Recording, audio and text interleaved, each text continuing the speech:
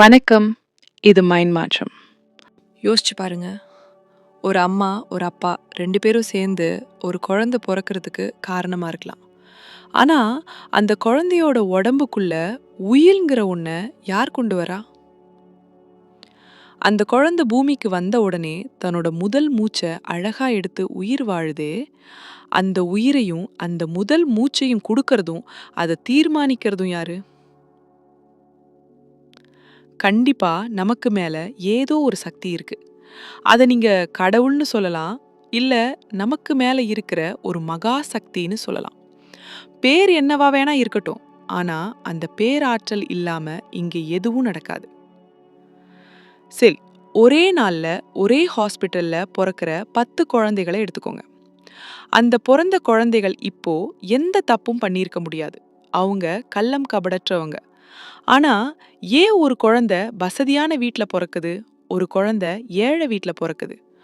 ஒரு குழந்தை நல்ல ஆரோக்கியமா பொறக்குது, இன்னொரு குழந்தைக்கு பொறக்கும்போதே சின்ன சின்ன சவால்கள் வருது. பொறந்தப்போ எந்த தப்பும் பண்ணாத அந்த குழந்தைகளுக்கு ஏன் இந்த பாகுபாடு? இதுக்கு யாரு காரணம் தெரியுமா? வேற யாருமே இல்ல, நாம தான்.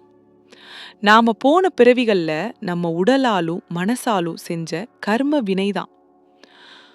ஆத்மாங்கிறது நித்தியமானது, எப்போதுமே தூய்மையானது. ஆனா நம்ம கடந்த காலங்கள்ல செஞ்ச செயல்களோட கணக்கு தான் கர்ம வினையா மாறுது. நாம எந்த வீட்ல பொறக்கணும்? நமக்கான அம்மா அப்பா யாரு? நம்மளோட சிப்ளிங்ஸ் யாரு? நாம இங்கேயே பொறந்து வாழப் போறோமா? இல்ல பொறந்த உடனே வேற இடத்துக்கு போக போறோமா? அப்படின்னு நம்ம பிறப்போட ஆரம்ப கட்டத்தை தீர்மானிக்கிறது இந்த கர்ம வினை தான். அப்போ உண்மையிலேயே இந்த கர்ம வினைனால தான் நம்ம கஷ்டப்படுறோமா? இந்த கர்ம வினை தான் நம்மள கீழ இருக்குதா? இன்னைக்கு இதோட ஆழமான உண்மைய ரொம்ப தெளிவா பார்க்க போறோம். வீடியோவ கடைசி வரைக்கும் பாருங்க. இப்போ கர்ம வினைனா என்னன்னு நம்ம இன்னும் கொஞ்சம் ஆழமா, ரொம்ப சிம்பிளா புரிஞ்சுக்குவோம். நம்ப பண்ண பழைய விஷயங்களோட பலன் தான் கர்ம வினைன்னு சொல்றோம். ஆனா, இந்த கர்ம வினைய நம்ப பார்க்குற விதத்திலேயே ஒரு பெரிய தப்பு பண்றோம். நம்ப டெய்லி பார்க்குற ஒரு விஷயத்தையே எக்ஸாம்பிளா எடுத்துப்போம்.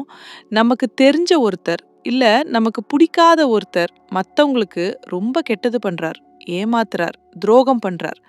அத பார்க்குற நம்ம உடனே என்ன சொல்வோம்? பாரேன், இவ்ளோ கெட்டது பண்றான். கண்டிப்பா இவனுக்கு தண்டனை கிடைக்கும். இவன் பண்ண கர்ம வினைய இவன் அனுபவித்தே தீருவான் அப்படின்னு ரொம்ப ஈஸியா சொல்லிடுறோம். கரெக்ட்டா? அப்போ மத்தவன் தப்பு பண்ணா அதுக்கு கர்ம வினைன்னு ஒண்ணு இருக்கு. அது கண்டிப்பா அவன தேடி வரும்னு நமக்கு நல்லா புரியுது. ஆனா, அதே கர்ம வினையினால இன்னைக்கு நம்ப லைஃப்ல ஏதோ ஒரு கஷ்டமோ, ஒரு சோதனையோ வரும்போது நம்ம என்ன பண்றோம்? ஐயோ! எனக்கு மட்டும் ஏன் இப்படி நடக்குது? நான் யாருக்கும் எந்த கெடுதலும் பண்ணலையே! கடவுளே! உனக்கு கண்ணே இல்லையா? அப்படின்னு புலம்ப ஆரம்பிச்சிடுறோம். வடிவேலு ஒரு படத்துல சொல்வார்ல, மத்தவனுக்கு வந்தா தக்காளி சட்னி, உனக்கு வந்தா ரத்தமா? அப்படின்னு அதே தான் இங்கேயும். மத்தவனுக்கு வந்தா அது கர்ம வினை. நமக்கு வந்தா அது கடவுள் செஞ்ச அநீதியா? ஆனா, இங்க நம்ம ஒரு விஷயத்த ரொம்ப தெளிவா புரிஞ்சுக்கணும். வாழ்க்கையில நடக்கிற எல்லாமே கர்ம வினை கிடையாது. நம்ப வாழ்க்கையில நம்ப எந்த பிளானுமே போடாம, நம்ப கட்டுப்பாடு இல்லாம, எதிர்பாராம திடீர்னு நடக்கிற சில அன்எக்ஸ்பெக்டட் விஷயங்கள் இருக்கு பார்த்தீங்களா? அதுதான் கர்ம வினை. அது நமக்கு சாதகமான நல்ல விஷயமாவும் இருக்கலாம்.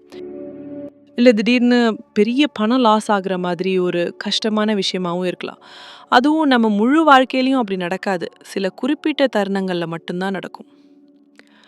கொஞ்சம் யோசிச்சு பாருங்க. எல்லாமே கர்ம வினைப்படி தான் நடக்கும்னா, அப்புறம் எதுக்கு இந்த வாழ்க்கை? எதுக்கு சமயம்? எதுக்கு வழிபாட்டு தலங்கள்? எதுக்கு வழிபாடு? எதுக்கு நமக்கு ஒரு ஆழ் மனசு இருக்கணும்? எதுக்கு இந்த பிரபஞ்சம், ஈர்ப்பு விதின்னு சொல்லப்படுற லா ஆஃப் அட்ராக்ஷன் இதெல்லாம் எதுக்கு இருக்கணும்? எல்லாமே கர்ம வினை தானே தீர்மானிக்குதுன்னா, இதெல்லாம் தேவையே இல்லையே! உண்மை அது இல்ல. கர்ம வினைங்கிறது சில தருணங்கள்ல வர சூழ்நிலை மட்டும்தான். ஆனா, நம்ம வாழ்க்கைய மாத்தி அமைக்கிற சக்தி முதல்ல நம்ம எண்ணங்கள்ல தான் உதிக்குது. அந்த நல்ல எண்ணங்கள் அப்புறம் நம்ம செய்யற செயல்களா, முயற்சிகளா மாறுது. அப்போ கர்ம வினைய தாண்டி நம்ம வாழ்க்கைய அழகா மாத்துற சக்தி நம்ம எண்ணங்களுக்கும் நம்ம உழைப்புக்கும் தான் இருக்கு. இங்க பல பேர் பண்ற மிகப்பெரிய தப்பு என்ன தெரியுமா?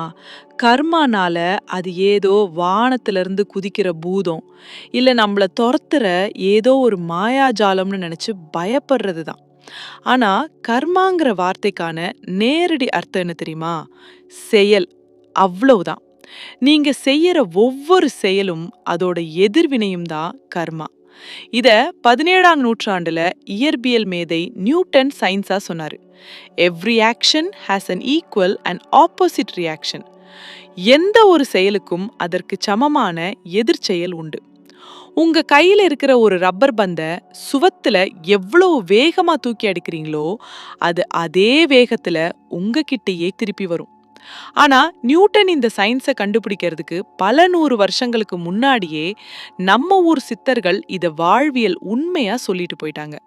குறிப்பா சித்தர் திருமூலர் தனது திருமந்திரத்தில் நல்வினை தீவினை என்றிரண்டு வித்து அப்படின்னு சொல்றாரு. அதாவது நாம செய்யற நல்வினையும் தீவினையும் விதைகள் மாதிரி.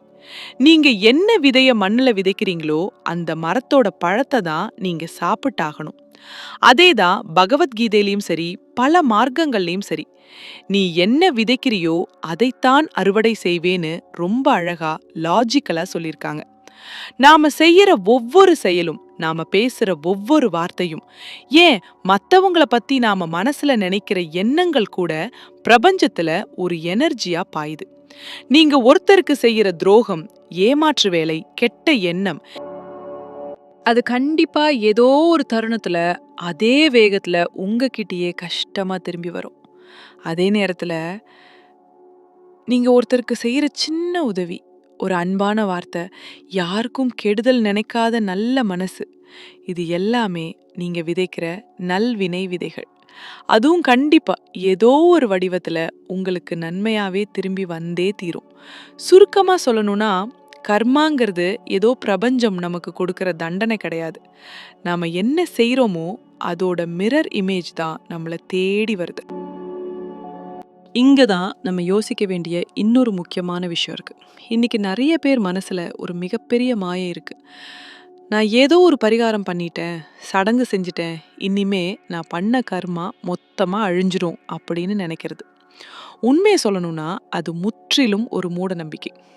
யோசிச்சு பாருங்க, நம்ம ஒருத்தருக்கு மிகப்பெரிய துரோகத்தையோ கொடுமையோ பண்ணிட்டு அப்புறம் ஏதோ ஒரு சடங்கு செஞ்சுட்டா நம்ம பண்ண பாவம் அப்படியே காணாம போயிடுமா? கண்டிப்பா போகவே போகாது. நம்ம ஆரம்பத்துல பார்த்த அந்த இயற்பியல் விதி மாதிரி தான் கர்மாவும். நீங்க எதை பிரபஞ்சத்துல விதைச்சீங்களோ அதோட எதிரொலியிலிருந்து யாருமே தப்பிக்க முடியாது. செஞ்ச வினையோட பலனை அனுபவிச்சே தீரணும். அப்போ இந்த கர்ம வினையிலிருந்து தப்பிக்கவே முடியாதா அப்படின்னு உங்களுக்கு ஒரு கேள்வி வரலாம். இங்கதான் நம்ம புரிஞ்சுக்க வேண்டிய ரகசியம் இருக்கு. பிரபஞ்சத்தோட இந்த விதிய உங்களால மாத்த முடியாது. ஆனா அதை எதிர்கொள்ற உங்க மனப்பக்குவத்தா அதோட வீரியத்தை நிச்சயமாக குறைக்க முடியும். இது ரொம்ப சிம்பிளா புரிஞ்சுக்கோங்களேன். திடீர்னு வெளியே புயல் மழை பெய்யுது. அந்த மழையை பெய்ய விடாம தடுக்க உங்களால முடியுமா? கண்டிப்பா முடியாது. அதுதான் கர்மா. எப்போ வரும்னு சொல்லிட்டு வராது. திடீர்னு நம்மள தாக்கும். ஆனா உங்க கையில எப்பவுமே ஒரு குடை தயாரா இருந்துச்சுன்னா திடீர்னு மழை வந்தாலும் நீங்க நனையாம தப்பிப்பீங்க தானே? அந்த குடை தான் நம்ம எப்பவும் கையில வச்சிருக்க வேண்டிய நம்மளோட மைண்ட் செட். நம்ம வளர்த்துக்கிற நல்ல எண்ணங்கள், ஆழ்ந்த சிந்தனைகள், டீப் தாட்ஸ், அப்புறம் வழிபாட்டு தலங்கள்ல இருந்து நம்ம எடுத்துக்கிற அந்த பாசிட்டிவ் எனர்ஜி, இது எல்லாமே சேர்ந்தது தான் அந்த கொடை. எதிர்பாராத நேரத்துல கர்மாவால ஒரு கஷ்டம் நம்மள தாக்கும்போது நம்ம கிட்ட இந்த மைண்ட் செட்டுங்கிற கொடை இருந்துச்சுன்னா மிகப்பெரிய பாதிப்பா வர வேண்டிய விஷயம் கூட நம்மள லேசா உரசிட்டு கறந்து போயிடும். அதனால பரிகாரம் பண்ணிட்டேன், கர்மா போயிடுச்சுன்னு உங்களை யாரும் ஏமாற்ற விடாதீங்க. கர்மாவை எதிர்கொள்ற அந்த மனப்பக்குவத்தை எப்பவும் தயாரா வச்சுக்கோங்க. சுருக்கமா சொல்லணும்னா நம்ம வாழ்க்கையில நடக்கிற எல்லாமே கர்ம வினை கிடையாது. வாழ்க்கையில வர நன்மைகளை நம்ம எவ்வளவு சந்தோஷமா ஏத்துக்கிறோமோ அதே மாதிரி வர கஷ்டங்களையும் மனசார ஏத்துக்க பழகிக்கணும். அப்படி ஏத்துக்கிட்டாலே அந்த கஷ்டம் பாதி கடந்து போயிடும். இன்னொரு முக்கியமான உண்மை தெரியுமா? ஒரு பிரச்சனை ரொம்ப முத்தி போச்சு, உச்சக்கட்டத்துக்கு போயிடுச்சுன்னா, அது சீக்கிரமே முடிவுக்கு வரப்போகுதுன்னு அர்த்தம். இருட்டு ரொம்ப அடர்த்தியா இருந்தா, விடியல் ரொம்ப பக்கத்துல இருக்குன்னு அர்த்தம் இல்லையா? அதனால எதை பத்தியும் நினைச்சு பயப்படாதீங்க. பிரபஞ்சத்துக்கு எதிரானதாக இல்லாத உங்களோட நியாயமான ஆசைகளுக்கும் பாசிட்டிவான எண்ணங்களுக்கும் தான் சக்தி அதிகம். உங்களுக்கு அந்த கர்ம வினைய தாங்குற மனப்பக்குவம் மட்டும் வந்துருச்சுன்னா, அதுக்கப்புறம் வாழ்க்கையில வர எந்த கஷ்டமும் ஒரு பெரிய விஷயமாவே தெரியாது. உண்மைய சொல்லணும்னா, நம்ம இன்னைக்கு பேசினது கர்மாவை பத்திய ஒரு சிறு துளி மட்டும்தான். மனித மனசு பத்தியும் பிரபஞ்சம் பத்தியும் நம்ம சேனல்ல இன்னும் நிறைய ஆழமான விஷயங்களை பேச போறோம். உங்க வாழ்க்கையில நீங்க எதிர்பார்க்காத நேரத்துல நடந்த கர்மா சம்பவம் ஏதாச்சும் இருக்கா? மறக்காம கீழே கமெண்ட்ல என்னோட பகிர்ந்துக்கோங்க. இந்த வீடியோ உங்க மனசுக்கு ஒரு தெளிவை கொடுத்திருந்தா ஒரு லைக்கை போட்டு உங்க ஃப்ரெண்ட்ஸுக்கு ஷேர் பண்ணுங்க. தொடர்ந்து இந்த விஷயங்களை நம்ம சேர்ந்து கத்துக்க நம்ம சேனலுக்கு சப்ஸ்கிரைப் பண்ணிக்கோங்க. அடுத்த ஒரு அருமையான வீடியோல உங்களை சந்திக்கிறேன். நன்றி.